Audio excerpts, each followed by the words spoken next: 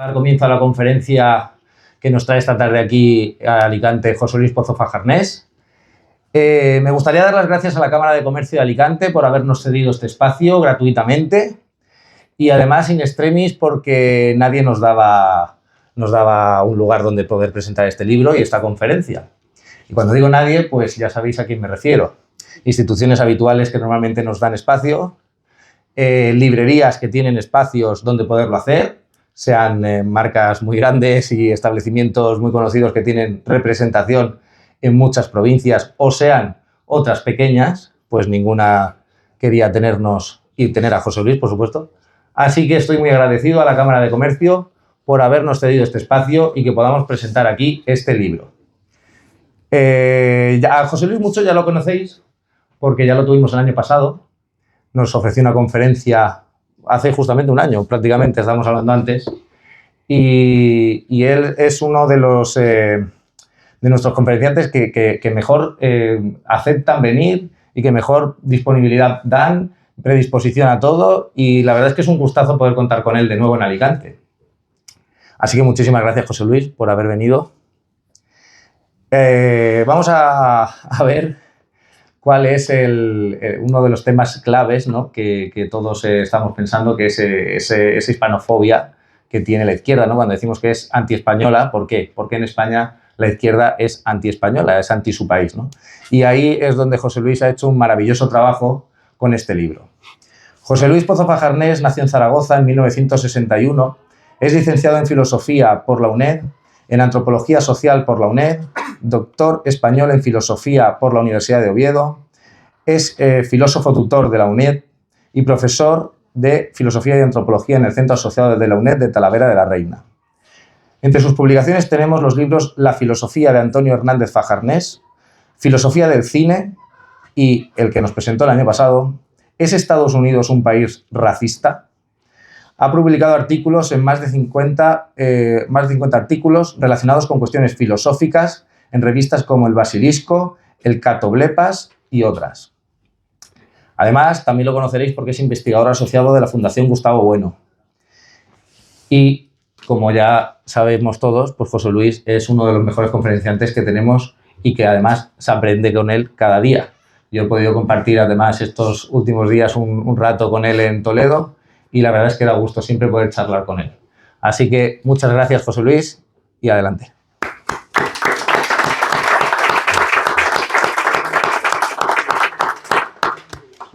Bueno, lo primero es darle las gracias a Álvaro por sus palabras tan elogiosas y tan inmerecidas, desde luego. Vaya que no. Sí, sí. Y esto de ser modesto es lo que se lleva, porque si no... Yo cuando más modesto me siento es cuando digo de dónde soy, que no lo digo por modestia, soy de Zaragoza, no lo digo por modestia.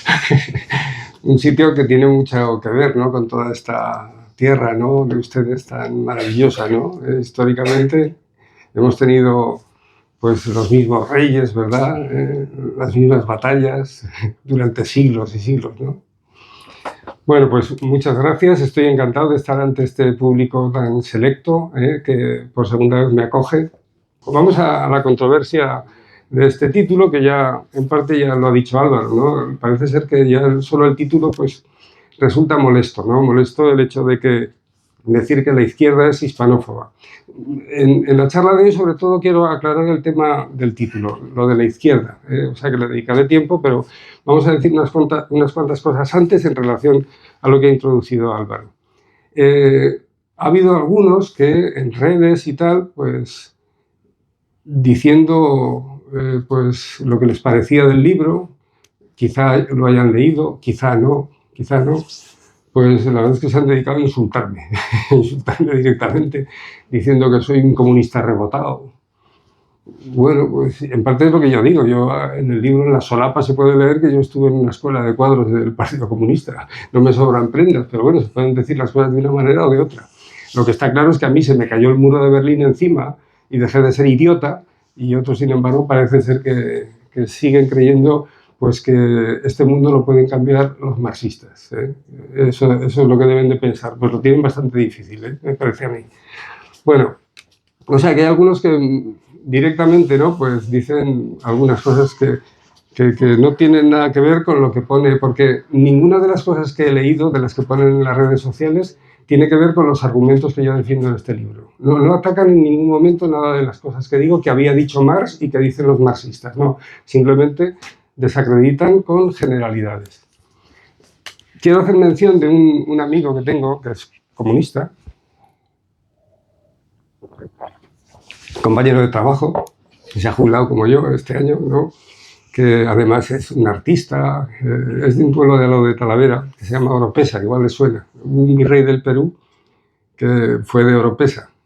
Y bueno, esto se lo voy a contar también. Este chico es un artista muy conocido en su pueblo, en Oropesa, y un día fue el encargado de hacer todos los festejos, ¿no? Y una de las cosas fue escribir una obra en relación al virrey del Perú y necesitaba una voz para que se oyera una carta que escribía el virrey del Perú al rey, ¿no?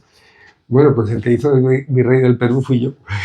Me cogí para leer la carta y sonó en toda Oropesa la voz del virrey del Perú y era José Chu. Bueno, José Chu, bueno, mi madre es que era de Bilbao, todo el mundo me conoce por José Chu. Bien, bueno, pues este amigo ha leído el libro y ha hecho una crítica que yo creo que saldrá en el Catoblepas, pero de lo que me puedo quejar es que de las cosas que digo, lo mismo que he dicho de los otros, ¿no? Es que no atiende a mis críticas a Marx, no atiende a ninguna. Y entonces me salta con generalidades, con su ideología que tiene asumida y es lo único que veo. Incluso llega a decir, por ejemplo, que él no cree que los profesores de instituto, los maestros, que expresen ideología en los institutos. Él está totalmente convencido de las bondades de la izquierda, totalmente convencido. Y bueno, ¿qué le vamos a hacer? El caso es que yo le tengo mucho cariño. Se llama Jesús Pino, este amigo mío. Y si se publica en el Catoblepas, como está en la red, ustedes podrán leer el artículo que escribe y ya verán si me dan la razón, ¿no? Y una vez, si alguno de ustedes lee el libro, verán que las cosas que me critica no tienen nada que ver, o sea, pasa por encima totalmente de las afirmaciones que hago yo diciendo que Marx es un autor negro legendario y que los marxistas que luego publican sus textos en español, pues son autores pues, que están repitiendo los mantras pues, hispanófobos que se decían en el siglo XIX y los multiplican además. Tanto autores como Sacristán, como los soviéticos que hacen las ediciones de Progreso, como el señor Rivas que hace una edición de los textos de Marx en el 98, recuperando además unos extractos de los apuntes que toma Marx a la hora de escribir sobre España, en el que se creen todas las barbaridades y atrocidades que decían los enemigos de España, enemigos ingleses, enemigos franceses, enemigos españoles afrancesados, ¿no?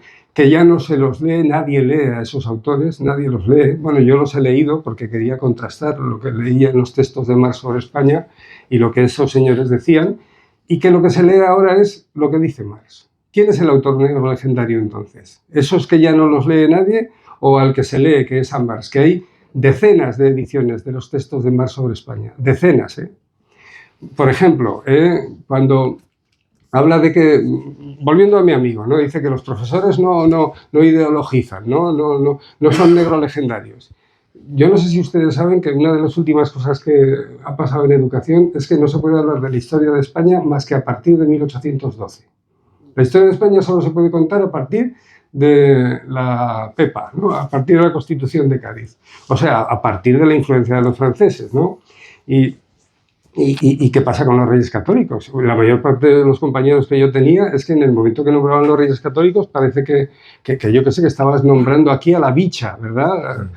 ¿De dónde pueden venir todas estas ideas? Desde luego que por muchas vertientes, pero una de ellas es Marx. Si nosotros leemos los textos de Marx sobre España, ¿qué dice de los reyes católicos? Por ejemplo, ¿no? Para decir algún ejemplo, antes de hablar de lo que quiero hablarles, que es de la izquierda, para aclarar, ¿no? ¿Qué es eso de la izquierda? Bueno, pues de los reyes católicos dice que son los que acaban con la libertad en España. Antes de los reyes católicos en España había libertad. Y lo dice, y luego no explica por qué dice que había libertad. Entonces uno tiene que suponer por qué había libertad. Entonces, bueno, entonces uno piensa y dice, bueno, pues este hombre se creerá, yo qué sé, que todos eran nobles o que todos eran aristócratas o algo así, porque la única libertad que a mí me suena que pueda pensarse es cuando alguien, y además no en España, ¿no? Si nosotros vemos películas de Robin Hood, ¿no? O vemos la de Braveheart, todas esas películas inglesas, o cualquiera que salga el tipo este, el hermano de Corazón de León, ahora no me acuerdo cómo se llama. Juan Sin Tierra, ¿no? Juan Sin Tierra, que es el que consiguen los nobles que reconozcan la libertad de los nobles. Vamos a ver, ¿dónde estaba la libertad en ese tiempo? En ese tiempo la libertad estaba entre esos pares. Os suena la frase, ¿no? Primus inter pares, del rey Arturo, ¿verdad? Pero eran cuatro, eran los nobles que querían ser igual que el rey. Se podía hablar de libertad en ese contexto. Pero ¿dónde está la libertad de la gente? ¿Pero qué libertad tenía la gente en el siglo XII, XIII, en España o en cualquier otro sitio? Ninguna libertad. Solo podemos hablar de libertad pues a partir del capitalismo, que podemos ir al Corte Inglés a elegir lo que va, la pasta de dientes, entre un montón de diferentes pastas de dientes. Pero en el siglo XIV, la lechuga que plantabas era la que te comías. Si tenías hijos, ¿qué pasa? ¿Tenías libertad para irte a la playa? No, tenías responsabilidades. La libertad es una cosa absolutamente nueva, que quizá en los tiempos de la Edad Media, pues unos cuantos igual se consideraban libres, pero no, estaba el término, pero de libertad nada. Otra anécdota que creo que es bastante explicativa, ¿no? Cuando va el año 20 del siglo XX, Fernando de los Ríos a Rusia. Todavía no era Unión Soviética. La Unión Soviética se conforma a finales del año 21, ¿no? Nace el año 22, en enero del 22, nace la Unión Soviética. En el año 20 está allí Lenin, recibe un montón de políticos, entre ellos Fernando de los Ríos, era del Partido Socialista, obrero español, por cierto, krausista, para más datos. Y le pregunta a Lenin, ¿y qué pasa ahora? Están ustedes en el poder, ¿y qué pasa con la libertad? Y entonces Lenin, que no es que esté hablando bien de Lenin ni mal, ¿no? Pero esto merece la pena decirlo, ¿no? Porque fue absolutamente claro. Y dijo, ¿libertad? ¿Para qué? ¿Para qué? ¿Para qué necesita la libertad si lo único que tienen son problemas para conseguir comida? Que en parte era lo que pasaba, ¿no? En el mundo en el que no había mercado, por así decir. La libertad tiene razón de ser con el mercado. Bueno, pues dice Marx, había libertad antes de los reyes católicos y los reyes católicos la cercenan. Otra de las barbaridades que dicen. Los reyes católicos empiezan una forma de imperio que es un imperio al estilo asiático y se queda tan ancho, ¿no? Pues yo qué sé, uno puede pensar en los turcos o en Gengis Khan o en Tamerlán, bueno, puede pensar en cualquier otra cosa. ¿Por qué dice estas cosas Marx? Pues porque las ha leído en Marleani, las ha leído en Sutley, las ha leído en todos esos autores que son enemigos de España, ¿verdad? Que están criticando, ¿qué? El imperio español, el imperio que empieza con los reyes católicos y es el periodo de los Austrias, que ya había empezado a tambalearse, a ser criticado ya con los Borbones, ¿verdad? Los Borbones ya empiezan a criticarlo y que en el siglo XIX pues es una auténtica destrucción, ¿no? de esa historia escrita con mayúsculas que había realizado España, ¿no? En la época más gloriosa, ¿no? El siglo de oro, podríamos decir, un siglo de oro que dura 3 siglos, ¿no? Que es el periodo de los Austrias. Marx le llama el periodo de los Felipes. Los Felipes. Marx es un autor que suele ser bastante, no sé cómo decirles, ¿no? Insultón. Marx es en general un insultón. Había una cosa que pasaba con Engels, ¿no?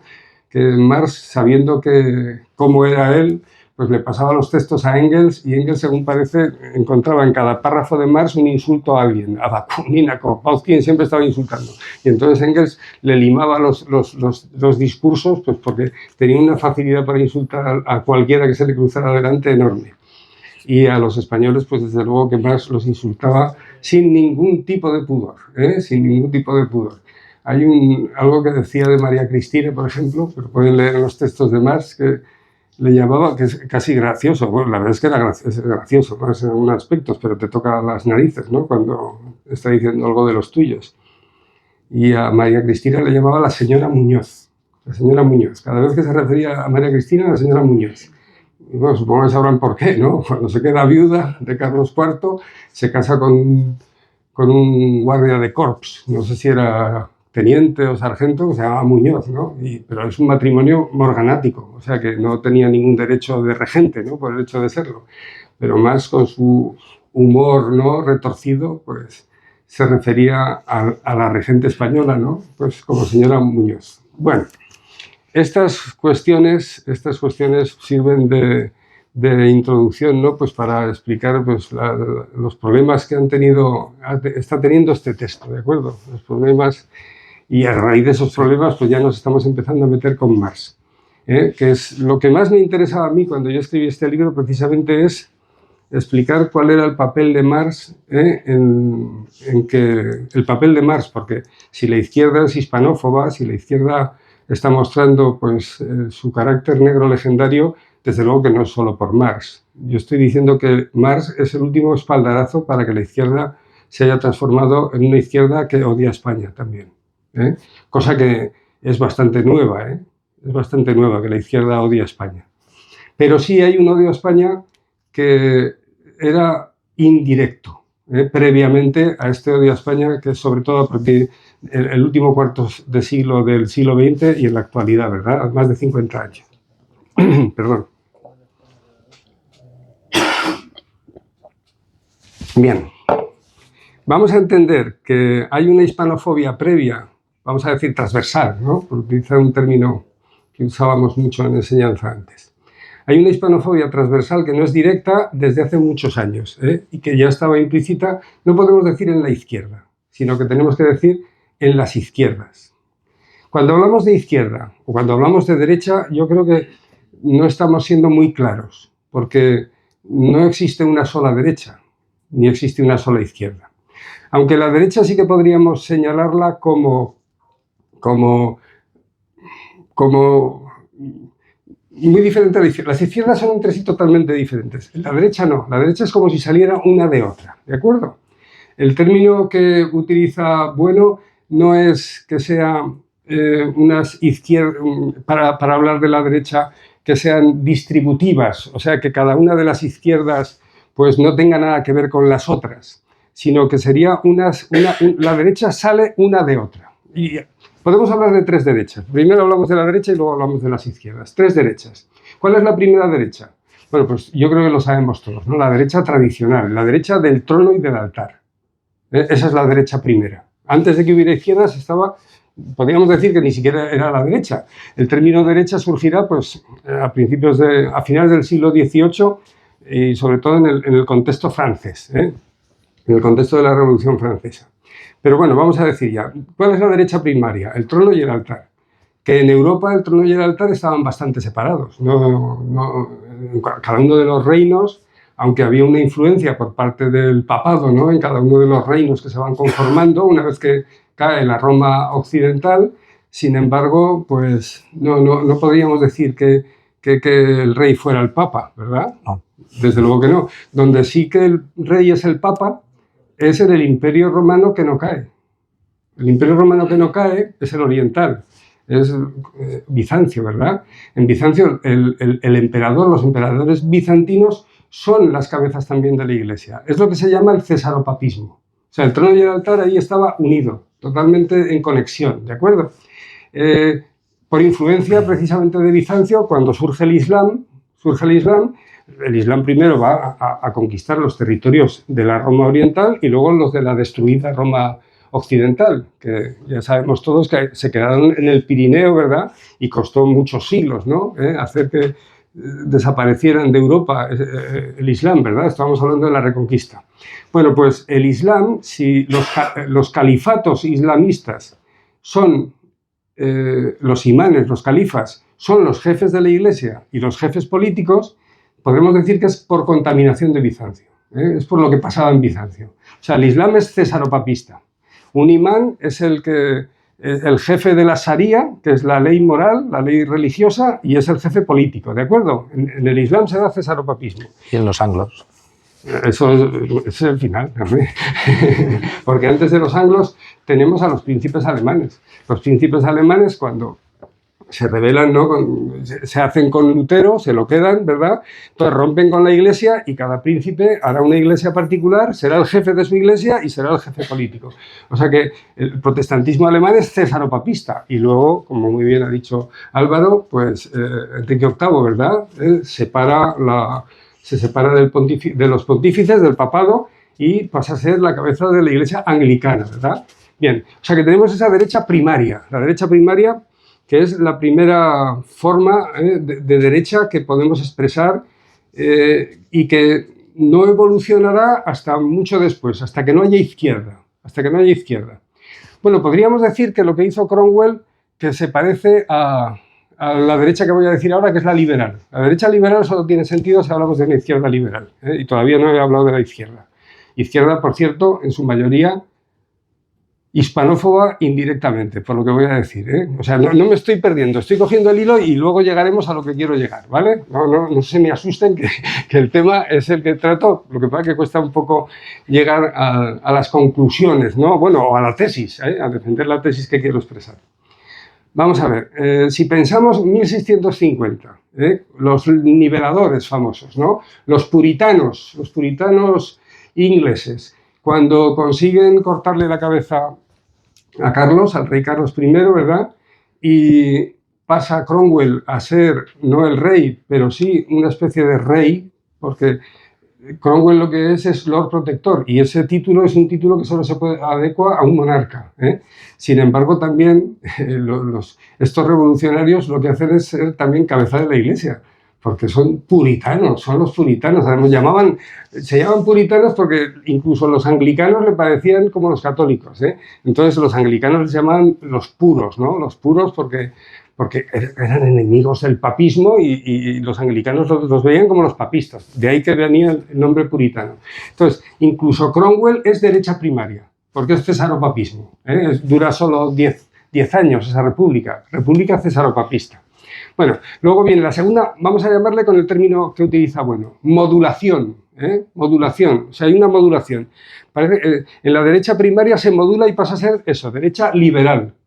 Y no me voy a entretener aquí mucho, la derecha, porque hay que hablar de la izquierda liberal y entonces se entiende, ¿no? Cuándo surgirá la derecha liberal. Y además, sobre todo, voy a hablar de España, ¿eh? O sea que esto de Cromwell me ha servido solo para hacerme entender. Y después de la derecha liberal, la tercera modulación, pues será la derecha socialista. La derecha socialista. ¿Qué es la derecha socialista? Pues, la derecha socialista surge pues, a finales del 19 en movimientos como el fascismo, es derecha socialista, como posteriormente el nazismo, la falange, Franco, son socialismos. ¿Qué es lo que ocurre? ¿Por qué? Parece que se asombra, ¿no? Que diga que son socialismos. Aquí lo que ha pasado con el socialismo es que se ha matado el género por la especie. ¿Entienden si digo esto? Antes había muchos socialismos, es como si fuera un género que tiene muchas especies, ¿no? Como pasa con las moscas o como pasa con los bichos en general, ¿no? Si hacemos taxones, una especie, un género, muchas especies. En el Homo hubo muchas especies, ahora solo queda una, que somos nosotros, ¿verdad? Los sapiens, ¿verdad? Algunos dicen que no, que hay Homo sapiens sapiens. Sí, seguimos partido. Y que es diferente, pero no. Bueno, pues los socialistas, marxistas, se quedaron con el término, pero había otros muchos socialismos. El término socialismo lo acuña, viene ya, es más antiguo, pero se acuña para la política, lo acuña un francés, un asambleario francés, que es el que acuña también el término solidaridad, que lo trae, es un jurista y entonces lo trae de los legistas, ¿no? La solidaridad solo se entendía en marcos jurídicos. Y el socialismo, pues en marcos como el cristianismo. El cristianismo no deja de ser un socialismo, ¿verdad? La igualdad de los cristianos desde siempre. Bueno, pues este francés que lleva estos dos términos a la política es Pierre Leroux. Pierre Leroux acuña solidaridad, sobre todo para vamos a decir, para desactivar a los que no estaban de acuerdo con los revolucionarios.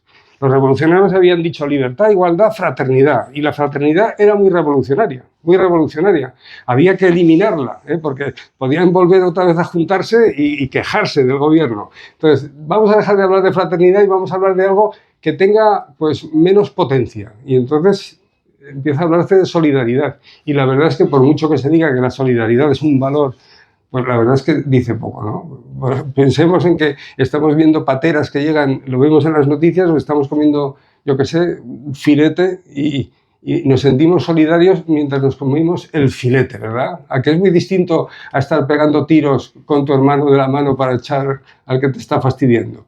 La fraternidad era muy revolucionaria, pero la solidaridad es absolutamente desmotivadora en ese aspecto y Leroux fue muy listo. El caso es que es el que acuña el término socialismo. Bueno, las tres modulaciones de la derecha. Vamos a la izquierda, que es lo que más nos interesa aquí. ¿Cuál es la primera izquierda? Bueno, pues la primera izquierda es cuando se empiezan a llamar a esos políticos izquierda. Son los que van en contra de la derecha primaria. Son los jacobinos franceses. Son los que derrumban el trono y el altar, las dos cosas.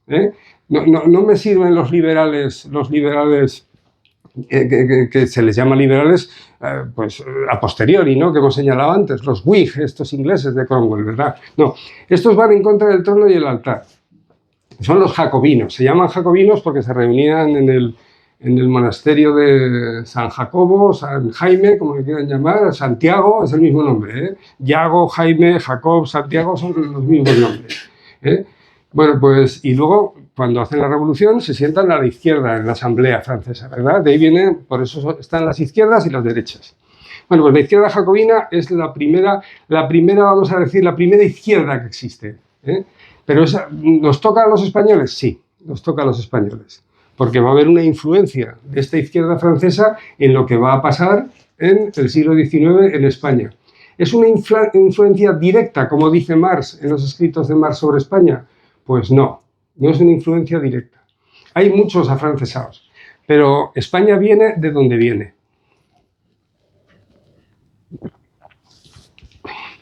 Y si pensamos en los autores, en los que están allí en Cádiz, pues un poco preocupados por la situación de España, ¿verdad?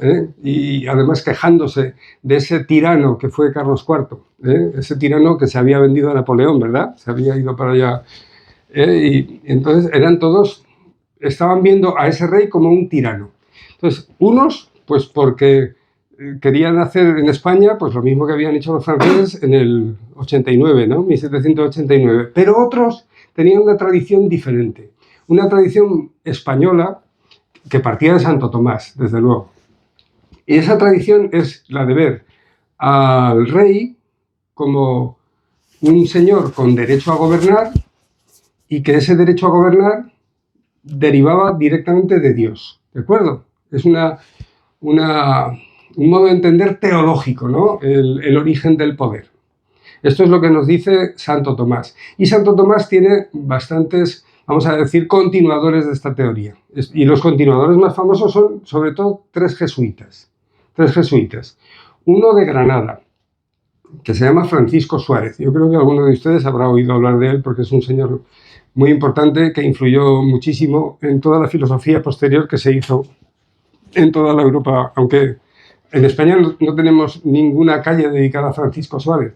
Si van a ciudades alemanas, en muchas de ellas, en Berlín, hay calle dedicada a Francisco Suárez, porque Francisco Suárez lo leía Leibniz, lo leía Kant, lo leían todos estos autores, porque sin Francisco Suárez yo creo que no hubiera habido idealismo alemán ni filosofía, yo qué sé, ni racionalismo francés. El padre del racionalismo francés es Descartes y se formó en un colegio jesuita, donde se explicaban pues estas cosas, entre la que les he dicho ahora y otras muchas que se habían desarrollado en España, por los teólogos, por la Escuela de Salamanca. Bueno, a lo que vamos. ¿Quiénes están ahí en Cádiz y están tratando de decir cosas interesantes en relación al rey, pues para hacer un nuevo orden político, que es lo que surgirá será la Constitución de Cádiz, ¿verdad? Bueno, pues por un lado estaban autores, vamos a decir los más importantes. Martínez Marina es un autor importantísimo, y el segundo importante es el cardenal Inguanzo. Estos son de tradición escolástica española. Y el otro importante, que es de la tradición francesa, que será la triunfante, Al final los liberales sobre todo van a ser afrancesados. Pero en la Constitución de Cádiz nosotros tenemos unos liberales que no eran todos afrancesados, sino que venían de esta tradición de Santo Tomás. tradición que además había influido enormemente en lo que había pasado en Europa, sobre todo en Francia. Ahora les explicaré cuáles. Bueno, los autores jesuitas, he dicho Francisco Suárez, el otro es el padre Juan de Mariana, que es del sitio donde yo vivo, que es Talavera de la Reina, allí nació, y el otro es un alumno de Mariana. Mariana enseguida lo captaron los jesuitas porque era un tío muy listo, y se lo llevaron de profesor a Roma, y allí pues fue maestro nada menos que de Belarmino, del cardenal el que luego sería cardenal Belarmino, y que si le hubieran salido bien las cosas hubiera sido el primer papa jesuita, por cierto, estuvo a punto de ser papa, Belarmino. Por cierto, es el que condenó a Galileo a quedarse en casa, ¿eh? por motivos que no son los habituales, los más conocidos. Si quieren ya hablaremos de eso, en fin, que me disperso. Bueno, esta tradición jesuita decía una cuestión de sumo interés, y que no tenía nada que ver con la que triunfó después, que fue la vertiente de Jovellanos y de los afrancesados. Ellos decían que había que hacer una nueva constitución y que la soberanía tenía que pasar a ser popular, como decía la nueva tradición, ¿no? Lo que eran las nuevas naciones políticas, ¿no? La nueva nación política se define no como el trono y el altar, sino como que la soberanía pasa a ser del rey al pueblo, ¿verdad? Soberanía popular, vamos a decirlo, ya está dicho. Pero claro, esta soberanía popular que defienden los jesuitas y el cardenal Inguanzo y tal, pone el acento en la importancia que tiene el rey, no por ser una persona, que es la tradición francesa, idealista, y luego alemana e inglesa, sino por ser la institución, por ser... El rey es la institución, no es la persona. Esta es la clave. El texto de Mariana, donde justifica el tiranicidio, o sea que se puede matar al rey, esta es la clave, se titula Del rey y de la institución real. Lo importante es educar al rey, porque el rey no es importante, el rey se hace, no nace. Esta es la frase clave, ¿no?, que podemos extraer del texto de Juan de Mariana. O sea, el acento se pone no en las personas, no en los individuos, que será la nueva filosofía, la que va a triunfar, la que ya estaba anclándose, pues porque en parte estaba ya expresada por el protestantismo y que luego iría de la mano del idealismo y del racionalismo francés, inglés y alemán, ¿de acuerdo? ¿Qué decía Jovellanos? Pues no, que el rey es el individuo, es el rey. Al final será esta tradición la de los liberales españoles, ¿no? Se va a olvidar toda esta tradición cristiano-católica que teníamos los españoles, pues porque el catolicismo pierde la misma potencia que está perdiendo en esa época, que está perdiendo España. España está cayendo, está dejando de ser un imperio, pero es que es lo mismo que está pasando con el Vaticano, es lo mismo que está pasando con Roma. España a principios del siglo XIX pierde pues todos los territorios, ¿no? Pues todos los virreinatos, ¿verdad? Salvo, ya saben ustedes, Cuba, Filipinas, estoy en dedos de cabito, ¿verdad? Puerto Rico, ¿verdad? Y que lo perderá a finales del siglo XIX. Pero Roma también está en constante decadencia porque ha perdido a su baluarte, que es España. España era el baluarte de Roma.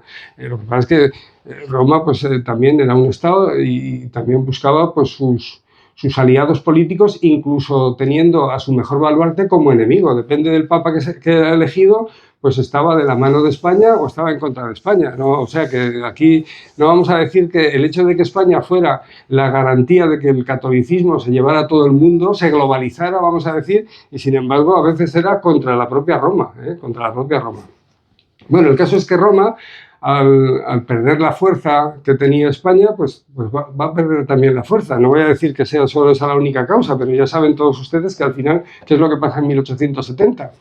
Pues que entre Víctor Manuel y Garibaldi, con el apoyo de Napoleón III, por supuesto, le hacen el sándwich y se quedaron el papado se quedó sin estados pontificios. Desaparecen los estados pontificios en 1870 y no se recuperarán hasta que el listo de Mussolini, pues no, en los pactos lateranenses, en los famosos pactos de Letrán, no le dé ese territorio que era precisamente la cárcel de los papas, la cárcel de Pío IX, la cárcel de Pío X, la cárcel de Benedicto XV, la cárcel de León XIII y la cárcel de Pío XI, hasta que firma con con Stalin recuperar parte de ese territorio de los Estados Pontificios que es el que tienen ahora, ¿no? Lo que está dentro de esas murallas que fueron su cárcel, las distintas iglesias que están extramuros, etcétera, etcétera. ¿Sigue siendo un Estado el Vaticano? Desde luego. ¿Tiene también, políticamente sigue siendo influyente? Por supuesto. Bueno, aquí me gustaría hablar de la Iglesia como institución, pero creo que no me va a dar tiempo porque me estoy alargando y sí, no voy a lo mío. Vamos a dejar eso de lado, si quieren luego lo tocamos, ¿no? Hablamos de la Iglesia, que merece la pena. Bien, bueno, tenemos pues que esta segunda generación de izquierdas, pues hay una que no era anticatólica, que era la de la tradición que les he señalado antes, pero la que era anticatólica era la de la tradición francesa. ¿Y qué pasa aquí con el anticatolicismo? Pues esto es lo fundamental. Es que el Imperio Español, que ya empezaron a denostar los reyes franceses, los Borbones, y que va a continuar ya no con los reyes, sino con todos estos señores políticos liberales, ¿no? Va a ser un anticlericalismo y un anticatolicismo que, al ser la seña de identidad del Imperio Español, indirectamente, al estar en contra de esa seña de identidad de lo que era el Imperio Español, al aceptar esa leyenda negra también en paralelo, pues yo considero que está siendo transversalmente, empieza la hispanofobia, por así decir, ¿no? Ya con los liberales afrancesados del siglo XIX. Pero claro, esta es la segunda generación, vamos a decir, ¿no? En las derechas hablábamos de modulaciones porque unas salían de otras y no eran tan distintas, pero aquí sí son distintas. La jacobina no tiene nada que ver con la liberal española. Bueno, en algunos aspectos sí tiene que ver, pero no. Con las que no tiene nada que ver son con las izquierdas que van a aparecer después y que van a hacer que esa izquierda liberal, que estaba tan cerca, afrancesada, española, pero afrancesada, pues se transforme en derecha liberal. La derecha liberal sale de la izquierda liberal decimonónica. ¿Por qué se transforma la izquierda liberal decimonónica en que estaba en contra del trono y el altar? No toda, porque los moderados están muy cerca de María Cristina, están muy cerca de Isabel, incluso aceptan cierto absolutismo que quería recuperar, ¿no? Para parecerse a los franceses, ¿no? Porque la verdad es que el absolutismo en España no ha tenido nunca el carácter que tuvo en Francia y en otros lugares de Europa. Bueno, pues los liberales progresistas, desde luego, que eran los que estaban enfrente del trono y del altar, ¿de acuerdo? Los que negaban y los que hicieron que se transformaran con las nuevas izquierdas que iban a aparecer en el terreno de juego, los que se transformaran en derecha liberal. La izquierda liberal se transforma en derecha liberal porque surgen ¿qué? Las izquierdas libertarias, las izquierdas socialistas y las izquierdas comunistas. Esto va a surgir en la segunda mitad del siglo XIX. Dejamos la izquierda liberal, pasa a ser ya derecha liberal, que es de la que hemos mencionado antes, en una especie de transformación pues, de lo que eran pues eso, los que habían defendido pues, el trono y el altar, ¿no? Como decíamos antes. Bien, la izquierda libertaria son los anarquistas que son profundamente anticatólicos. Y yo lo que estoy defendiendo aquí es que el hecho de ser anticatólico en el siglo XIX es algo que se adecua perfectamente a las ideas negro-legendarias que llevaba soportando España en ese entonces desde hace casi 400 años, ¿de acuerdo? O sea, el ir contra la metapolítica del Imperio Español, el ideario del Imperio Español que hizo que se ampliara a todo el mundo, porque lo que llevó el Imperio Español a América y a otros lugares del mundo precisamente fue un orden, una visión del ser humano, un orden ético, por así decir, y un orden político dependiente precisamente de esas ideas católicas, Y atacar el catolicismo indirectamente, bueno, eso es negro-legendario directamente, pero es, por así decir, hispanófobo. ¿Hay un ataque directo a España? No, hay un ataque al catolicismo, pero ya empieza a minarse la idea que se tiene de España al ir en contra precisamente de eso. La esencia del Imperio Español, podríamos decir, bueno, podríamos hablar en esos términos, ¿no? Entonces tenemos la izquierda, las distintas izquierdas que no tienen nada que ver, no vienen unas de otras. Los anarquistas no tienen nada que ver con los socialistas, se separan en la Primera Internacional. Luego los socialistas se separarán de los comunistas, Segunda Internacional y Tercera Internacional, y están abofetadas entre las tres, ¿verdad? No solo en toda Europa, sino en España también. El reflejo lo tenemos en la Guerra Civil Española. En la Guerra Civil Española los comunistas no se podían ver con los socialistas y estaban a tiros entre ellos, ¿verdad? O sea, no tienen nada que ver unas izquierdas con otras. Directamente las izquierdas, y ahora ya vamos al asunto. ¿Cuánto rato llevamos? Es que quiero que haya preguntas. Llevamos esto, menos de una hora. Bueno, pero digo esto ya y les dejo hablar a ustedes. Unos 50 minutos. Vamos a ver. ¿Quiénes son hispanófobos a finales del siglo XIX, principios del siglo XX directamente? Pues la hispanofobia está perfectamente expresada en unos movimientos que no son de izquierda, que son de derecha, que son en los nacionalismos. Los nacionalismos nacen como hispanófobos. El nacionalismo catalán, el nacionalismo vasco, por cierto, ambos muy católicos, entre otras cosas, ¿no? Pues son profundamente hispanófobos. A principios del siglo XX, la izquierda no es directamente hispanófoba. Los primeros que traen los textos de Marx sobre España, se traducen, es el del año 29, y lo traduce un comunista, se llama Andrés Nin, en colaboración con el que hace las notas, que se llama Gerardo Artiles. Si no hubiera triunfado la Revolución Rusa, nosotros no hubiéramos conocido nunca las cosas que dice Marx de España. Bueno, pero no hubiéramos conocido nada de Marx, porque si se estudia ahora Marx es por el triunfo revolucionario. Marx hubiera sido como cientos de filósofos que han dicho cosas muy interesantes, pero que solo lo estudian 3 o 4 eruditos y se hacen tesis doctorales. Sin embargo, Marx ahora está a la orden del día. Es lo que más tirón tiene, sobre todo en todos los sitios. Pues porque es muy pregnante. Esto de que digan que hay buenos y malos, y que además yo soy de los que están fastidiados porque me explotan, es un discurso muy pregnante. Y aunque haya caído el muro de Berlín, se haya ido a hacer mangas el mundo socialista, pues sin embargo la ideología marxista sigue estando presente, ¿verdad? Aunque no le veo ningún futuro, eso desde luego, pero bueno, eso ya lo comentaremos más adelante. Si alguien considera que se va a hacer una revolución como la rusa dentro de 10 años, 20 o 2 siglos, que me convenza, porque yo creo que lo tienen bastante crudo. Bueno, pero el caso es que ahí están las ideas, ¿verdad? Las ideas pregnantes del marxismo. Bien, pues los textos de Marx que se traen a España 70 años después de que los escribiera Marx escribió sobre España pues los artículos que había estudiado esa historia de España en esos hispanófobos, ¿no? Negro legendarios, ¿no? Como Hughes, como Sutley o como Mariani, ¿no? Que es el que más influye en él, y otros españoles, ¿no? El duque de Toreno, por ejemplo, y tantos otros, ¿no? Bueno, pues esos textos que escribe Marx para hablar de España son del año 54, 1854 y 55. La primera edición que se leen es porque están escritos en inglés, para el New York Daily Tribune. Marx está viviendo en Inglaterra y escribe sobre España, por lo que está pasando en los años 50 en España, que es lo que él llama el cuarto periodo revolucionario. El primero había sido los 12añistas, el segundo Riego, los 20añistas, el periodo en el que está ahí Espartero, del 30 al 40, tercera revolución, la revolución liberal, que se suele llamar, y luego la Vicalvarada. Marx está escribiendo cuando está dándose la Vicalvarada. Y para que se pudiera entender los yanquis y todo el mundo, porque el New York Daily Tribune era el periódico con más tirada del mundo en esa época. Se vendía en todos los sitios donde se sabía leer, se vendía el New York Daily Tribune, y ahí Marx escribía no con su firma, era editorialista, eran artículos de fondo. O sea, la editorial le pagaba para que escribiera como si fueran ellos a Marx, ¿no? Marx tenía su prestigio y entonces pues le pagaban para eso, ¿no? O sea, era la editorial del periódico. Los rusos recuperan esos textos, triunfa la Revolución Rusa y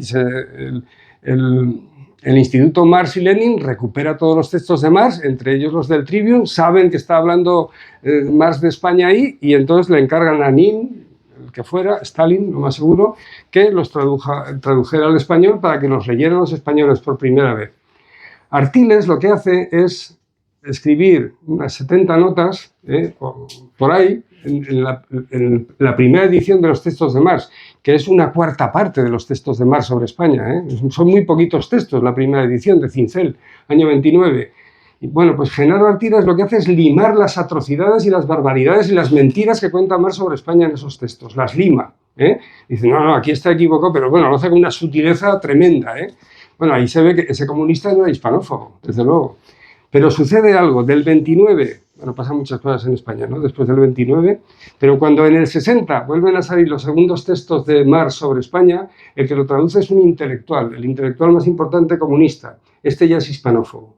Porque una de las cosas que dice es que no podemos leer la traducción de Nin porque hay un ingenuo patriotismo. Hay que leer directamente a Marx, que es el que sabía cómo era España, ¿no? Que España era un imperialismo asiático, que España era colonialista, de esto si quieren hablamos luego, ¿no? Para contrastar esa idea de Marx, ¿no? Que la dice y la repite en todas las ediciones y, bueno, en fin. Todas estas barbaridades que se leen constantemente, porque no solo están los textos de Marx en las 5 o 6 ediciones de Progreso, en las 5 o 6 ediciones de Ariel, en las de Planeta, es que es un texto, los textos de Marx sobre España no paran de editarse. En 2020 lo ha vuelto a editar un profesor de estética de la Universidad de Barcelona, el famoso Rivas, ¿no? Que antes se lo he mencionado. Cada X tiempo vuelven a salir los textos de Marx, están en Internet. Las mentiras que dice Marx son las primeras que salen cuando, menos mal que ahora está la IA y parece ser que ahora ya lo pones y no sale directamente el texto de Marx. Por lo menos lo he intentado y no me sale, pero ya saldrá. Ya volverán a salir las mentiras de Marx en el momento que preguntes sobre España. Bueno, pues el caso es que todos estos autores, la edición de Progreso sobre todo, en la edición de Progreso hay de los textos de Marx 130 notas a pie de página para abundar sobre todo en las cuestiones que se meten con España.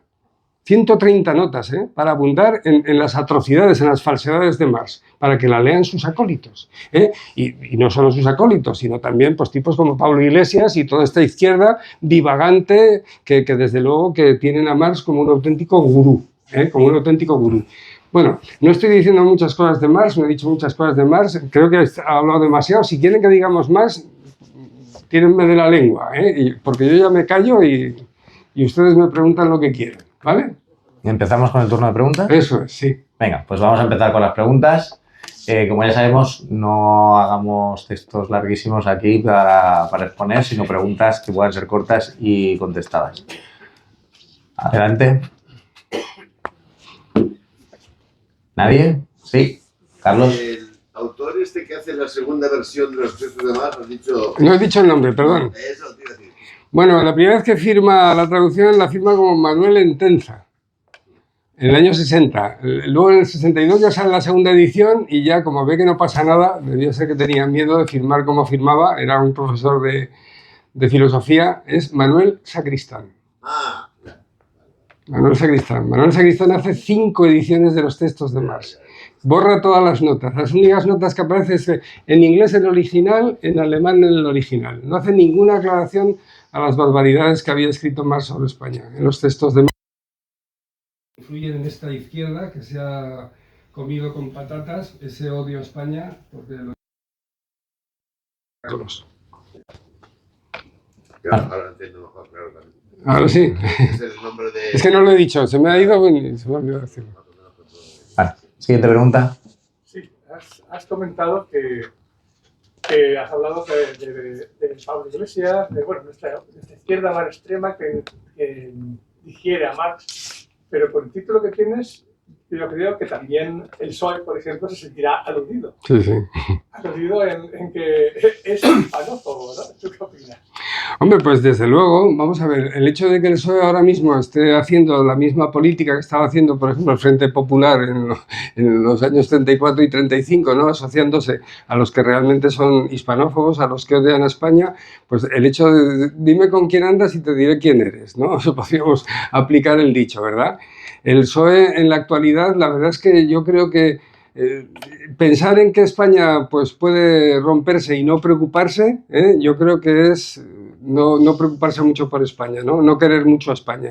El hecho de que cuando haya una manifestación de cualquier socio del PSOE y no haya banderas de España en esa manifestación, sea Vamos, no sé, Podemos, Sumar, no he dicho Vamos, Sumar, o sea cualquier otro, y los del PSOE no digan, por favor, que estamos en España, a mí me parece que es un síntoma de que no hay una preocupación por España. El hecho de que sea el PSOE el que hizo la ley de la LOGSE en los años 80 y empezara a tratar de educarnos de una manera en la que era muy poco importante la historia de España, ¿verdad? Pues me parece a mí que ya es hacerle un flaco favor a nuestra historia y a lo que somos. El hecho de que ahora se haya hecho también desde las filas del PSOE que no se pueda estudiar la historia de la España imperial, pues a mí me parece auténtica hispanofobia. Yo estoy marcando aquí una cuestión que es decir leyenda negra, es decir hispanofobia. Esta es mi tesis, una de las tesis, ¿no?, del libro. Yo creo que, menos mal que hay una reacción. A raíz, en los años 75 hasta el año 2000, yo creo que todas estas ideas, no hay ninguna réplica. No hay ninguna réplica. Todas estas ideas que tiene la izquierda, que no le importe España, que no le importe la unidad de España. Bueno, tampoco podríamos decir que no habría que echarle muchas flores al PP, porque cuando ha gobernado él tampoco ha arreglado nada, ¿verdad? Me parece a mí. Pero bueno, vamos a meternos con la izquierda, que es de lo que trata el libro. Pero esto lo decíamos el otro día. Sí, lo dijimos en la entrevista de radio que le pude hacer en el Radio Alicante. Esto es. Lo estuvimos comentando, sí. ¿Cuándo surge esta reacción antinegro legendaria, antiespanófoba? Pues porque había que reaccionar. Pues yo considero que se dan tres oleadas importantes, ¿no?, para reaccionar contra ese ninguneo de la historia de España, esa leyenda negra asumida, ¿no?, desde años, y hay tres importantes oleadas. La primera empieza con un texto que escribe Gustavo Bueno en 1999, que yo creo es fundamental para que empiece la reacción antihispanófoba del PSOE. Luego cago en la mar.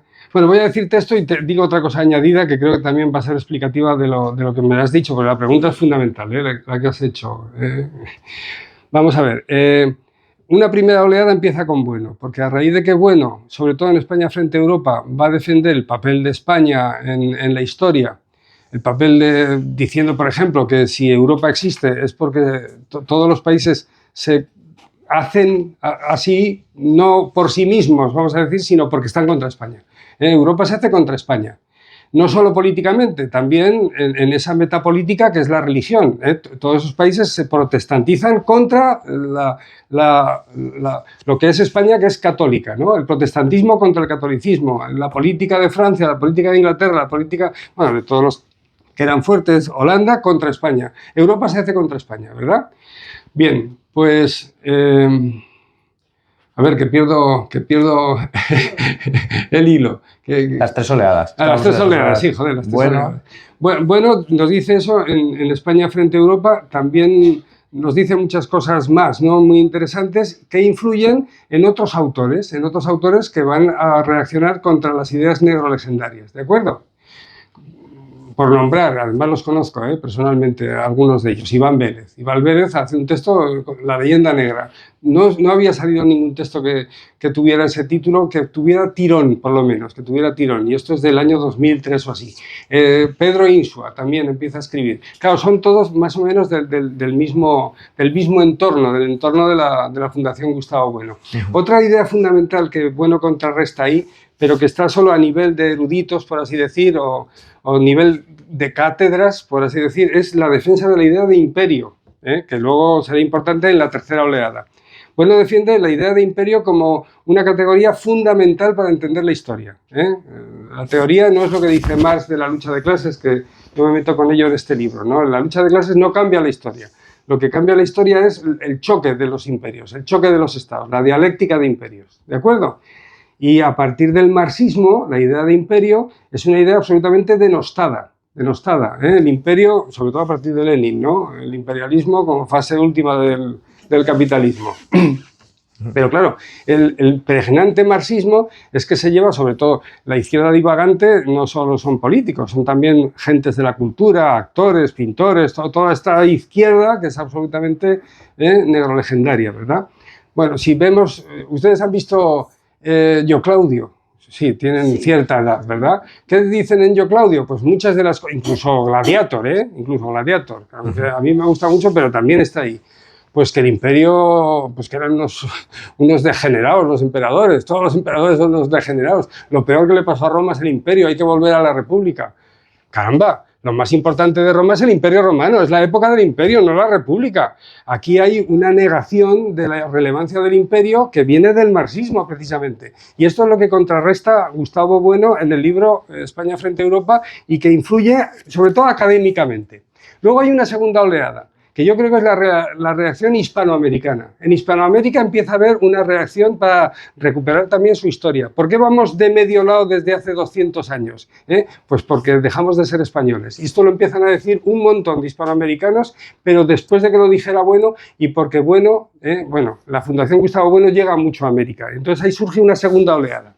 Y luego viene la tercera oleada, que yo creo que es la más importante, porque es en la que surgen luego asociaciones como esta y otras muchas, que es la que empieza con lo que toma Roca Barea, de todo lo que estaba pasando hasta ese momento, y sin mencionar mucho de dónde viene lo que dice, porque Roca Barea está defendiendo la idea de imperio y no lo defiende por ella misma. Lo que pasa es que si menta a Bueno, si menta a la bicha, no hubiera vendido un puñetero libro. Eso es lo que pasa, porque el defender la idea de imperio no es una idea original, o de la imperiofobia, es una idea de Bueno. Y esto lo digo aquí, pero no lo digan mucho, no vaya a ser que la liemos.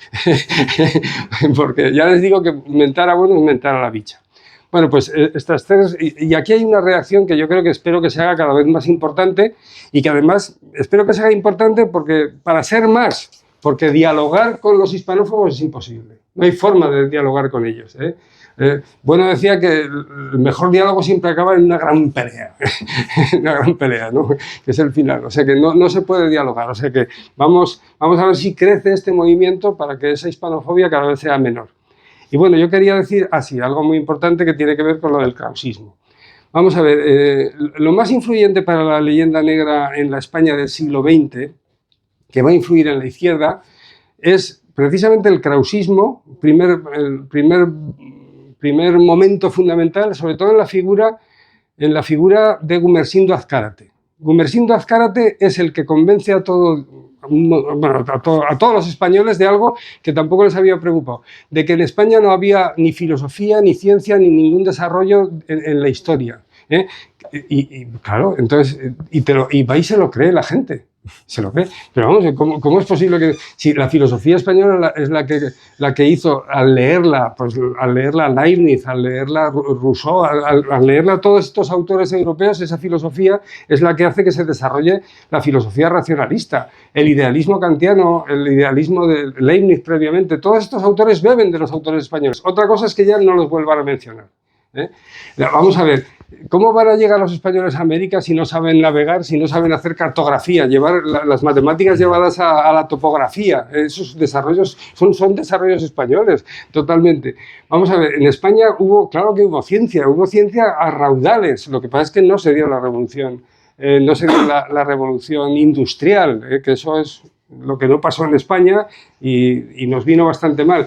Pero las cuestiones que se desarrollaron en España previamente a las científicas, Domingo de Soto, por ejemplo, dijo cosas que luego repetirá Galileo, lo que pasa es que solo atendemos a lo que dijo Galileo, no atendemos a las cosas que dijo Domingo de Soto. ¿Por qué tenemos ya me saldrá, los relojes que tenemos en la actualidad? A ver, esto es muy divertido. El otro día vi una película que es un horror de película, un horror, ¿no?, de Schwarzenegger, que sale el diablo, El fin de los días se titula.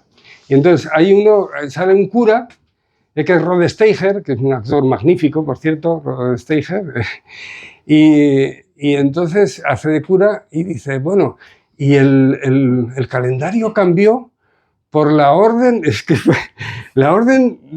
los gregorianos. La orden de los gregorianos cambió el calendario. Y yo digo, ¿la orden de los gregorianos? ¿Pero de qué coño está hablando este tío aquí? Pero vamos, esto es una morcilla, pero descomunal. El calendario cambió porque el Papa Gregorio encargó a la escuela de Salamanca que cambiara el calendario gregoriano. No fue el mismo que gregoriano, es que es alucinante. Bueno, la tergiversación de la historia es que está a la orden del día. Pero, los rusos se celebran la Revolución Rusa en octubre, pero se dio en noviembre. ¿Por qué? Pues porque todavía no habían aceptado el calendario de la escuela de Salamanca, por ejemplo, ¿no? Y estábamos a principios del siglo XX. Bueno, pues, ¿cómo no va a haber ciencia en España? Los krausistas fueron una cosa absolutamente bochornosa para España y los socialistas, hasta Zapatero, el krausismo ha influido enormemente en toda la política de izquierdas, ¿eh? Y se ha tragado todas esas mentiras que vienen del krausismo, un factor previo al marxismo. Previo, ¿eh? Y es muy importante también, no podemos dejarlo de lado. El krausismo, además, lo que dejó fue el espiritualismo un poco. El segundo es otro que tiene que ver con... Porque Krauss es un discípulo de Kant, es filosofía alemana, ¿eh? Otro es un filósofo pues, que no era español, pero que trae la filosofía a España y que influye sobre todo en la derecha durante mucho tiempo, porque era un político de derechas y el filósofo que más influyó en la filosofía que tuvo salir al exilio y en los que se quedaron en la España cuando Franco ganó la guerra civil, que se llama José Ortega y Gasset. Pero es que José Ortega y Gasset, tú dices, no, influyó en la izquierda. Y dices, pues bueno, influyó en la izquierda, si era un hombre republicano de derechas. Claro que influyó en la izquierda, con el texto más penoso de José Ortega y Gasset, que le hace el caldo gordo al nacionalismo hispanófobo, al nacionalismo que odia España, que se titula España invertebrada. La Constitución española del 78 se debe sobre todo al texto de Ortega y Gasset, que lo acepta tanto la derecha como la izquierda. Y ahí está una... Bueno, y luego vendrá el factor que ya les he mencionado antes, que es el que desarrollo aquí, que es lo que dijo Marx sobre España y que influiría directamente, directa o indirectamente. Yo cuando era del Partido Comunista, antes de que me llevaran a estudiar a Alemania, me hicieron un cuadro de Berlín, a mí ya me hablaban de las cosas que decía Marx en los textos sobre España. ¿Por qué? Pues porque se la leían. Si es que fue sistemático, traer los textos de Marx fue sistemático, traer un montón de ediciones para que todo el mundo leyera las atrocidades que decía Marx. Y no solo la editorial Ariel, que tiene mucho de marxista, tuvo mucho de marxista desde el origen, ¿no? Sino directamente Progreso. Yo el texto de Marx de España me lo compré el año 86, porque estaba en Berlín estudiando marxismo-leninismo, y me compré la edición de 1978, que era la cuarta edición, la cuarta reimpresión que se había hecho. Y no solo en España, sino que hay textos de Marx sobre España en toda Hispanoamérica. Bueno, y lo peor de todo es que de esto no hablo en el libro, pero si uno lee los textos sobre el colonialismo, que son los que más han influido en los que hablan español en América, allí no se para de decir que España fue un imperio negrero, ¿eh? Tú coges los textos colonialistas sobre España y que España, pues por eso, que era negrero, y que si no llegase por los ingleses, pues que los españoles seguirían siendo esclavistas. Vamos a ver, eso es una atrocidad. Vamos a ver, si Cuba está llena de negros, no sé si hay algún cubano aquí, yo no sé si sabrán ustedes que en la Guerra de los 7 años, durante varios meses, Cuba fue inglesa. Y Cuba se llenó de negros porque los que llevaban negros a Cuba, esclavos negros, eran los ingleses. Luego, bueno, no le voy a quitar aquí culpa, vamos a decir, a los españoles, sobre todo al Marqués de Comillas, ¿no? Que sí que era un negrero, y además del siglo XIX. Aquí no se trata de hacer una leyenda rosa. Pero desde luego que España sistemáticamente no fue negrera, porque además no podía por ley, por el Tratado de Tordesillas, que esto ya hablamos aquí el año pasado. Hay muchas cosas que decir, ¿no? Pero, sí, con el anterior libro. Hablamos. Bueno, que me enrollo, que me quería preguntar un señor algo y la oleada por un coletazo, lo que ha pasado en los últimos 10 años con la leyenda negra que se está sacando a relucir y que ha saltado a Estados Unidos con la toma de los puertos de Sudamérica por China, y que sea igual que pasó con Europa contra el Imperio Español, Sudamérica contra Estados Unidos o contra Occidente. No sé, me da la sensación de que ha habido una oleada de hispanofobia que ha saltado a Estados Unidos en los últimos 10 años. Bueno, vamos a ver, el año pasado estoy hablando de algo parecido, algo de lo que estás comentando. Bueno, vamos a tocar el tema, sí, eso. Vamos a ver, hay un tipo muy importante en Estados Unidos, sobre todo a raíz del atentado de las Torres Gemelas, escribió un libro en el que hablaba del choque de civilizaciones, que luego vino Zapatero y se le ocurrió decir el amor entre las civilizaciones. ¿Le suena esto, verdad? Para replicar la tesis de este señor que se llama Huntington. Entonces, Huntington escribe un libro muy gordo, que ahora no me acuerdo, que tiene que ver con el problema que tiene Estados Unidos, no me acuerdo ahora del título, pero que luego hace un resumen muy famoso que es el reto hispano. El reto hispano. Y ahí dice que le están entrando hispanos por la frontera, una frontera que es enorme, que es incontrolable, que estos hispanos no quieren aprender inglés, que aprenden inglés, que además vienen diciendo que este territorio es mío, porque se había perdido hace 4 días, que incluso algunos venían hasta con las escrituras de las casas, y que no querían aprender inglés, que así como pues todas las oleadas de inmigrantes que habían llegado pues a finales del siglo XIX y previamente, rápidamente, pues polacos, irlandeses, italianos, habían aprendido todos inglés. Sin embargo, los hispanos que estaban entrando por abajo no quieren aprender inglés porque se les da muy bien el español y ¿para qué van a aprender otra cosa? Además están al lado de los mexicanos que se entienden muy bien. Bueno, pues yo escribí un libro para contrarrestar las tesis de Huntington, que es Estados Unidos un país racista, y decirle que no les vendría mal atender a la importancia que tuvieron los españoles, incluso para que ellos fueran nación, porque si no hubiera sido por Bernardo de Gálvez, no sé si sabrán ustedes, el otro día hablábamos del Peñón de Gibraltar, ¿no? No me acuerdo. Bueno, sí, a raíz de lo del gol del penalti fallado, ¿no? Que fue, hablaba con Alberto, que fue de los pocos jugadores que dijo Gibraltar español. ¿Cómo se llama? El pobre mozo Morata, ¿no? Morata. Pobre Morata, cago en la mano. Bueno, pues total, que los ingleses, cuando Bernardo Gálvez le dice a Carlos III, si no me confundo, que hay que declarar la guerra a Inglaterra, y le declara la guerra a Inglaterra, lo que dicen los ingleses, por favor, no, os damos el peñón. ¿Y qué le dijo Carlos III? Que verde la siegan. que no quería el peñón, que declaraba la guerra. Y gracias a esa guerra que declara Carlos III y que Bernardo de Gálvez vence en Pensacola y en otros distintos sitios, pues los sajones americanos quizá no se hubieran podido independizar nunca de Inglaterra. ¿Qué ocurre? Pues que delante de la Casa Blanca, ¿a quién tienen allí? Pues a un francés que él solito pues les echó una mano, muy famoso, que sale en todas las historias, se llama Lafayette, ¿verdad? Y ahí está a caballo y tal. Y a Bernardo de Gálvez lo tienen en un cuadro en un rincón, pero desde luego que si no hubiera sido por Bernardo de Gálvez, los americanos no hubieran tenido un país. Pero eso seguro. Hay un libro ahora que les aconsejo que lo lean, está novelado, ¿no? Del malogrado Vitoria, el que también había escrito un libro sobre Blas de Lezo. Es la continuación del libro de Blas de Lezo y es la gesta de Bernardo de Gálvez para conseguir que los americanos se independizaran de los ingleses. Unos desagradecidos. Pues sí. ¿Más preguntas? Sí, con respecto a la segunda ola anti-leyenda negra americana que dice, allí no veo que haya muchos representantes de la izquierda. Ahí son casi todos conservadores, derechistas. No, pues claro, es que no son de izquierdas. Gustavo Bueno tampoco era de izquierdas, ni Van Bellen, ni... Originalmente sí. ¿Quién Bueno? Bueno, eso hay que matizar. No, es que no lo fue. Una cosa es que se fuera a hablar, bueno, a la minería, para hablar de cuestiones que desde luego que no para hacer soflamas marxistas en absoluto. Lo que hace bueno es que cuando escribe no lo entiende muy bien. Hay unos textos que escribe en Mundo Obrero y tal, poniendo las peras al cuarto a lo que está pasando con el comunismo, y luego si leemos La vuelta del revés del marxismo, Bueno es un crítico con el marxismo.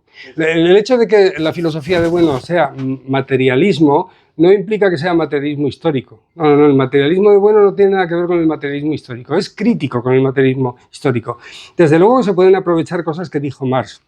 Marx no dijo solo, pues yo qué sé, cosas aberrantes y tal, no, dijo cosas interesantes como Kant, como Hume, como Rousseau. Bueno, aunque de Rousseau decía, bueno, que no hay estupidez que haya dicho un filósofo que no lo hubiera dicho antes Rousseau.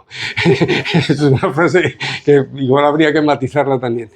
pero desde luego se pueden aprovechar, igual que se puede aprovechar la filosofía escolástica. Bueno, es un autor, igual que yo, ateo, y sin embargo está bebiendo de la filosofía escolástica, como ha bebido toda la filosofía. Normalmente un filósofo siempre se sube sobre hombros de gigantes anteriores. Marx no deja de ser un filósofo muy importante, ¿verdad? Igual que Nietzsche, o Kant, o Hegel, o muchos otros. Pero normalmente los filósofos lo que hacen es subirse a los hombros del otro, pero para darle en la cabeza al que te ha subido. Aceptas, te sirves de él, pero piensas contra él. La mejor definición de filosofía es pensar contra otro. Filosofía no es estar de acuerdo con lo que ha dicho el otro, sino que la filosofía es pura dialéctica, es la dialéctica porque las ideas no están definidas como pasa con las ciencias. En las ciencias no hay ideas, hay conceptos que tienen que ser claros y distintos. Un triángulo es un triángulo y sabemos perfectamente lo que es un triángulo porque lo diferenciamos de este vaso, de un botijo o de un círculo. Nada más verlo. Y además sabemos cuál es su definición porque es totalmente distinta a la circunferencia, a la esfera o a cualquier otra realidad. En matemáticas hay conceptos claros y distintos.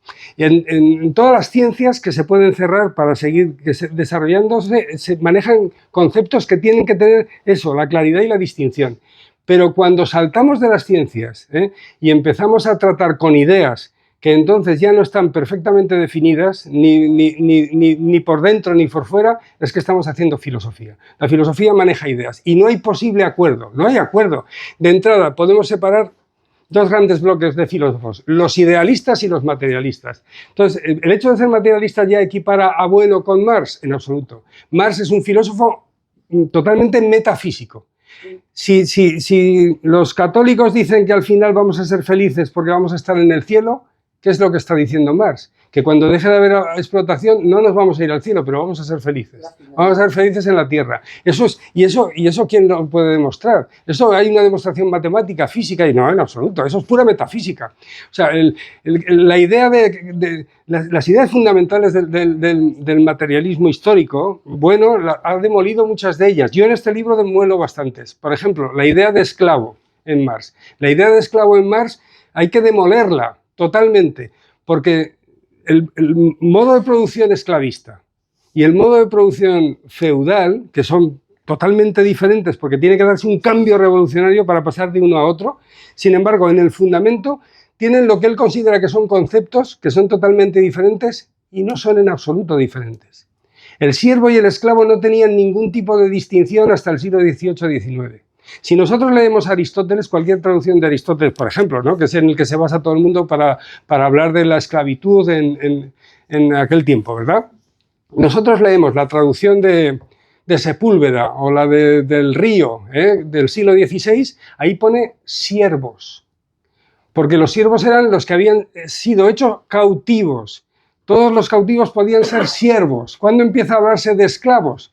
Pues en el contexto del Islam y de Bizancio sobre todo, porque allí se hacía cautivos eslavos, los cautivos eran eslavos y entonces a esos siervos se les empezó a llamar esclavos, pero seguían siendo los mismos siervos.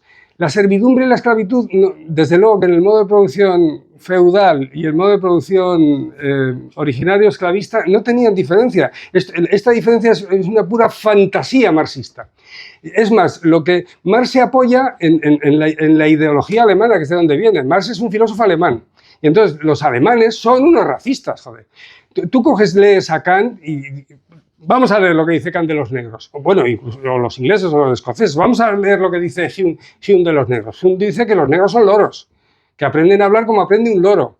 O tiene los ejemplos de lo que hacen en Estados Unidos con los esclavos. Ahí sí que hay una auténtica diferencia entre los blancos, y esto viene del protestantismo, los blancos, que son los elegidos de Dios, y los que son los animales, que son los negros, los indios, etcétera, etcétera. Ahí sí que no había posibilidad de manumisión, en absoluto. Sin embargo, la manumisión estaba a la orden del día, en Grecia y en Roma. A ver, Epícteto y tantos otros. Si uno lee los textos, yo qué sé, a Eurípides, a Esquilo, a Sófocles, y empieza a ver cómo se trataban entre esclavos y amos, era una relación, joder, de servidumbre, pero el siervo se podía hacerse libre. ¿Han visto ustedes, yo qué sé, Kunta Kinte? ¿Ustedes creen que Kunta Kinte podría haberse conseguido manumitir? Imposible. Esa es la idea de esclavo que tiene Marx, pero es una idea presentista. O sea, toda su teoría se va a hacer puñetas si uno hace crítica filosófica. ¿Cómo se da el desarrollo, el cambio histórico en Marx? Dice, las fuerzas productivas se desarrollan, lo dicen en varios sitios, pero resulta que eso que dicen no tiene nada que ver con la lucha de clases. La lucha de clases es una idea totalmente distinta al desarrollo de las fuerzas productivas. La lucha de clases es lo que lleva a las revoluciones, y en otros textos dice que el desarrollo de las fuerzas productivas. ¿Con qué me quedo? No sé con qué quedarme. La misma idea de clase, todas estas cosas las cuento aquí, la misma idea de clase. ¿Qué es una clase para Marx? Pues una clase para Marx es algo de la que no puede salir. Están los obreros que siempre van a ser obreros como no se enfaden y hagan la revolución. Pero resulta que así no eran. En el capitalismo había muchos obreros que dejaban de ser obreros, que había cambios en las clases. Esto no lo tiene en cuenta Marx. Esto lo dice muy bien Escotado, que murió hace muy poco tiempo. Escotado decía, Marx considera las clases como si fueran castas. De las castas no puede salir. Y esta idea de casta es la que más lleva a las clases. Pero bueno, eso puede ser que pasara cuando no había capitalismo, cuando no había desarrollo industrial, donde sí que hay una movilidad, y es donde explica lo que es una clase. Bueno, en fin, a lo que vamos. El marxismo está cuajado de contradicciones, de falsedades. Con España, ¿qué dice Marx? Marx dice, para que vean ustedes lo contradictorio que es Marx, en los mismos textos sobre España, dice... Vamos a ver cómo les digo esto. Para que haya colonias, para que haya países coloniales, tiene que haber un desarrollo del capitalismo extremo. Tiene que haberse dado. Solo los países capitalistas que necesiten materias primas y mano de obra cuasi esclavista, vamos a decir, pues solo en el capitalismo desarrollado puede haber. Y luego dice que España, que es un imperio asiático, es colonialista. ¿Pero cómo se come eso? Eso es una contradicción, es una aberración. Y estos tíos la leen y no dicen nada. Joder, yo estoy quejándome de estas cosas. Los que han leído el libro podrían decir, oye, pues tiene razón, igual Marx está diciendo muchas tonterías, ¿no? Aparte de las mentiras sobre España. Bueno, sí, tenemos que esperar a que lo digan. ¿Más preguntas? ¿Alguna más? Vale, bueno, pues entonces voy a comentar yo de lo que he ido aquí abundando. Entonces, para que me quede claro, Marx es negro legendario porque es anti-español, anticatólico, porque lee de protestantes que hablan mal de España por envidia, por choque de imperios, por creerse el imperio que era España. Claro, es la dialéctica de imperios. Marx dice que cambia la historia eso, la lucha de clases, ¿verdad? Y es lo que tiene él en la cabeza, ¿verdad? Cada vez que hay un movimiento en España, los movimientos siempre pone al pueblo como si fuera el protagonista. Y la verdad que el pueblo del protagonista no tiene nada. Suele ser... El otro día oí a Luis del Pino en la Fundación Gustavo Bueno, que ha escrito un libro sobre Fernando VII. Lo que se ha dicho siempre parece que se ajuste a lo que piensa Marx sobre España, ¿no? Que los que están fusilados en el 2 de mayo en el cuadro de Goya, que son gente de Madrid, del pueblo de Madrid, que es el pueblo de Madrid el que se levanta. Bueno, pues parece ser que este señor Luis del Pino, que yo no lo había leído nunca, pero me pareció muy interesante y creo que me voy a leer el libro que ha escrito sobre Fernando VII, lo que dice es que Fernando VII no era como su padre, que lo mete en el mismo cajón que su padre, sino que es el que orquesta la réplica a los franceses y que los que están fusilados en el 2 de mayo, Daoíz, Velarde, Ruiz, todos estos y muchos más, eran gente que estaba organizada por el propio rey español. O sea que era la propia institución real la que se enfrenta. Cuando, por ejemplo, dice Marx, bueno, no sé, luego me vuelves a hacer la pregunta por si acaso me estoy yendo. Cuando matan al inquisidor Arbués en Aragón, ¿no? Dice, y el pueblo mató al inquisidor Arbués como si el inquisidor fuera un asesino. Que bueno, lo de la Inquisición y Marx, bueno, pues todo lo que se sabe, ¿no? Todas las mentiras que se cuentan sobre la Inquisición. Pues no, a Arbués lo que lo mataron fueron unos judaizantes. A ver, la Inquisición lo que perseguía no eran los judíos, era a los que hacían apología del judaísmo, eran a los judaizantes, ¿de acuerdo? Y entonces a Arbués, que era un inquisidor y había juzgado a una serie de señores que estaban tratando pues, de que los que se habían hecho cristianos pues volvieran al redil, pues entonces se lo cargaron los judíos, no fue el pueblo. Cuando Felipe II echa Antonio Pérez, ¿no? Y entonces el pueblo aragonés se rebeló y salvó a Antonio Pérez de la Inquisición, ¿eh? De la Inquisición. Pues resulta que no, que los que salvaron a Antonio Pérez fue la institución aragonesa del Justicia, ¿eh? En Zaragoza hay una estatua de Lanuza, que era el Justicia, que precisamente ahí se perdieron los fueros de Aragón, ¿no? Está en la plaza de Aragón y está sentado ahí en un montón de alto con la mano así. Entonces lo que decimos en el pueblo, iba a decir, mi ciudad de Zaragoza, que Lanuza está diciendo, hasta aquí estamos de mierda. Bueno, pues el que salva a Antonio Pérez es Lanuza, es la institución de los fueros de Aragón. Y el duque de Villahermosa, que se murió al poco, por cierto, y que fue el tío de la famosa duquesa Villahermosa de la segunda parte del Quijote, que fue duquesa de Villahermosa durante 60 años. Cuando se va Don Quijote salen personajes históricos reales, ¿no? La duquesa Villahermosa del Quijote es la sobrina de este duque de Villahermosa, que es el que salva a Antonio Pérez de ser ajusticiado, ¿eh?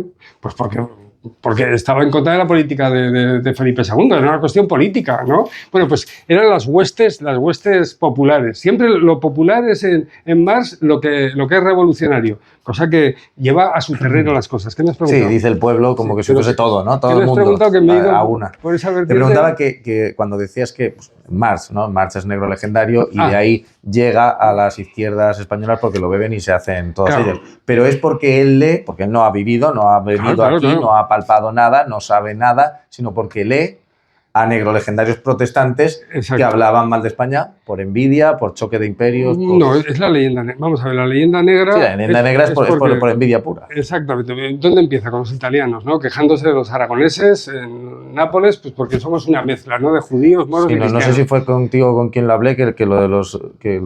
no sé si me lo dijiste tú, que lo de los italianos es porque no habían hecho ellos eso. O sea, como Roma no era quien había llevado el imperio al mundo. Sí, de esto hablamos, pero hace ya mucho tiempo. Claro, ¿no? claro. Bueno, y de ahí viene que Maquiavelo ponga como ejemplo, ¿no? de su príncipe a frenar el católico. Claro, como lo hace un descendiente mío, lo hace España y no lo hago yo, Roma. Sí. Pues ahí está, claro, los del norte, los del sur de Italia, pues empiezan a hablar mal de los españoles. Siempre que hay alguien que está dominado por otro, pues se queja y surgen. La primera leyenda negra es la española, no hace falta decir española porque es la española, pero luego hay una leyenda negra de los soviéticos. Yo de pequeño veía que los soviéticos tenían rabo, no sé si lo habéis oído, o que los norteamericanos son tontos. O sea, siempre cuando hay uno que domina, pues se dicen cosas. Las mayores atrocidades negro-legendarias se han dicho y durante más tiempo de los españoles. El problema es que en España nos lo hemos creído. El problema es que los españoles nos lo hemos creído y no se ha reaccionado. Pero ni en el tiempo del franquismo se reaccionó. O sea que no, es que nosotros hablábamos de la invencible, que es el mito inglés. Si es el mito inglés. Sí. Bueno, es la mentira de ellos. Exacto. Cuando Marx está tratando de explicar lo que pasa en España, porque claro, Marx lo echan de Alemania. Lo echan de Alemania con cajas destempladas. Lo echan, ¿no? Pues porque les ha salido revolucionario, ¿no? Bueno, y se va a París porque ahí ve que está la cosa caliente, ¿no? Es la famosa Comuna de París, ¿no? Y que, bueno, que dura lo que dura. No dura nada, ¿no? La Comuna de París. Y entonces ya de ahí, de París también lo echan y se tiene que ir a Inglaterra, que parece que eran más liberales, vamos a decir, ¿no? Más tolerantes o lo que sea. El caso es que vive allí en Inglaterra haciendo de periodista. Tendría que haber trabajado, bueno, no me voy a meter con cuestiones personales de Marx, pero se podría hablar bastante mal de Marx en relación a cómo era el tipo. No solo que insultaba, ¿no? No, era en fin. Bueno, pues el caso es que Marx, el único sitio donde parece ser que puede haber un cambio histórico, no es en ningún lugar de Europa que él hubiera dicho. Vamos a ver, él pensaba que el lugar donde se habían organizado los obreros de una manera que al estar todos juntos y tal podían tener conciencia, vamos a decir, de que podían tomar el poder, era en Inglaterra. Estaba totalmente convencido de que Inglaterra iba a ser el lugar donde se iba a dar la revolución. ¿Y qué es lo que pasa? Que en Inglaterra no se dio la revolución. ¿Por qué no se dio la revolución? Aquí viene el tema del colonialismo, ¿no? Pues porque como veían pues, que podían tener dificultades los ingleses, donde empiezan a sacar riqueza y donde empiezan a explotar a la gente es en las colonias, y los obreros ingleses empiezan a ser los primeros hay un término que se utilizaba antes mucho, yo no sé ahora supongo que no, que es la aristocracia obrera. La aristocracia obrera, que es un término absolutamente marxista. Los primeros aristócratas obreros son los ingleses, que vivían de maravilla, empezaban a cobrar muy bien, porque los capitalistas ingleses estaban haciéndose ricos pues, en India, en China, en todos los sitios donde habían llegado, en Australia, etcétera, etcétera, ¿no? Bueno, pues, a ver, Marx está ahí en Inglaterra, no ha pasado lo que él pensaba que iba a pasar, lo de Francia le ha salido también mal. ¿Dónde se puede dar la revolución? Y dice, coño, en España. En España es donde está el lío. Y entonces, dice, bueno, pues para analizar lo que está pasando en España, que vamos, las cosas que dice de los protagonistas, de Espartero y tal, no tiene nombre, ¿eh? No tiene las atrocidades que dice de las figuras más relevantes de la España del 19, aunque sea un liberal progresista como es Espartero, es que de verdad es que es para echarse a llorar, ¿eh?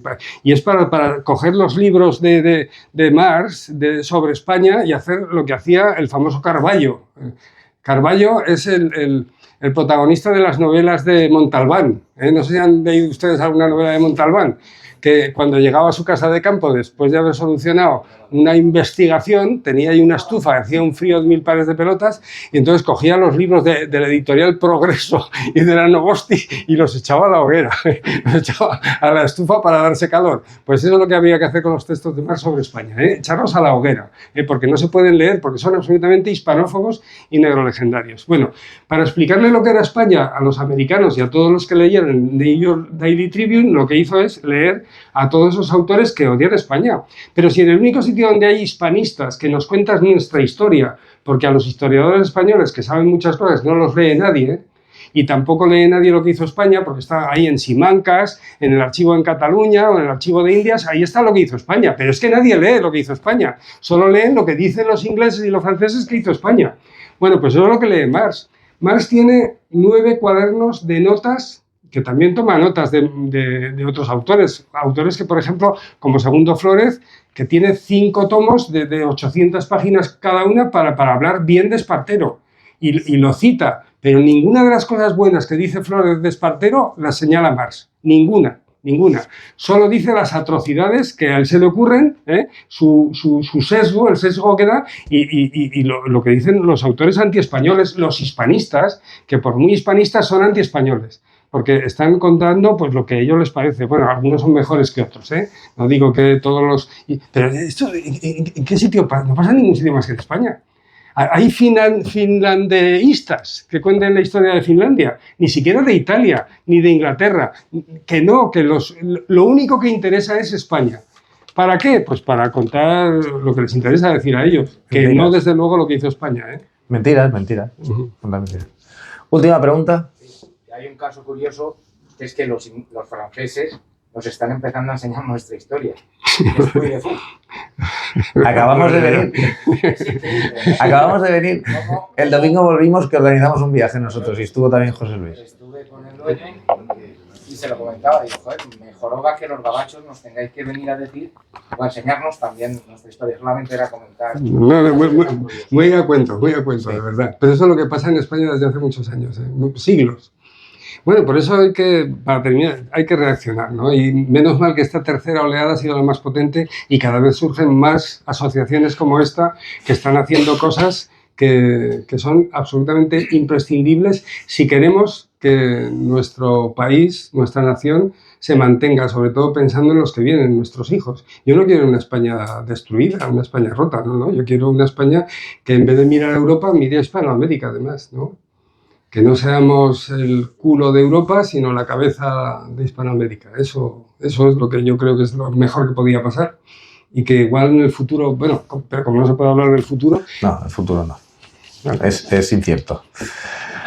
Bueno, muchas gracias a la Cámara de Comercio por habernos cedido el espacio. Muchas gracias, José Luis, por haber aceptado la invitación y haber venido a ofrecernos esta conferencia. Como ya sabéis, somos una asociación hispanista que combatimos la leyenda negra, que no paramos de seguir creciendo y de traer conferencias tanto en nuestro canal de YouTube y por Zoom como en presencial. Os podéis hacer socios para ayudarnos a seguir haciendo esta labor. Ahora os puedo coger los datos. También, como ya sabéis, hemos editado, muchos la tenéis, una revista que es Las Raíces Hispanas de los Estados Unidos para difundir ese legado que tenemos allí. En breve sacaremos otras revistas y que está en bilingüe para que los americanos también se enteren de por qué le tienen que poner a Gálvez alguna estatua que otra de más. Y tirarla de Lafayette. Y te da la Lafayette, por supuesto, que la pongan en un barco y se la devuelvan.